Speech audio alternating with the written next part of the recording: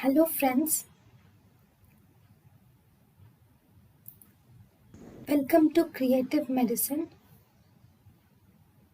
In this lecture, we will learn about bones ossified at birth are lower end of femur, calcaneum and upper end of tibia are ossified at birth. So, the secondary centers around the knee joint like distal femur, proximal tibia, all these, the distal femur and proximal tibia appear in the last weeks of intrauterine life or immediately following the birth. So, whereas the primary centers of all tarsal bones will also appear after birth except the talus calcaneum cuboid. So talus calcaneum cuboid appear before birth and distal end of femur and upper end of tibia, that is proximal tibia, appear before birth. Endochondral ossification is seen in long bones, whereas in flat bones of the skull, clavicle and mandible and nasal bones you will see membranous ossification.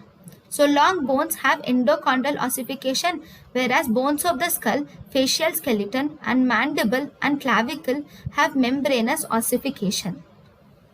Nutrient artery mainly runs towards the metaphysis. It runs towards the metaphysis.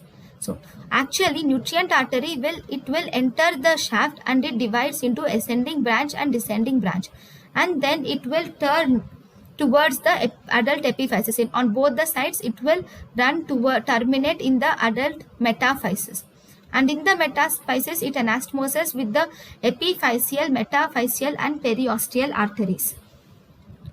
Traction epiphysis. The traction epiphysis is the trochanter of the femur is traction epiphysis. Trochanter of the femur is an example of traction epiphysis, whereas if you see the tibial condyles and the head of the femur. Tibial condyles and the head of the femur are pressure epiphysis, whereas coracoid process is atavistic epiphysis. Traction epiphysis are, in the given options, traction epiphysis are lesser tubercle, greater trochanter, whereas the head of the humerus is pressure epiphysis and deltoid tuberosity is not an epiphysis, and coracoid process is an atavistic epiphysis.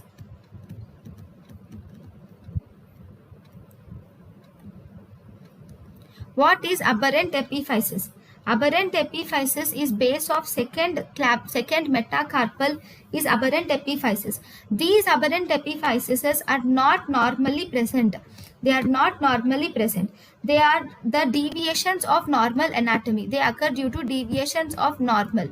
They are not normally present. Mastoid process is a type of traction epiphysis.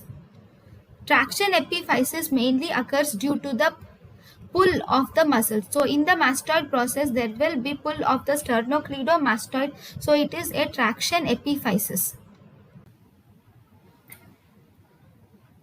Thank you, and thank you for watching.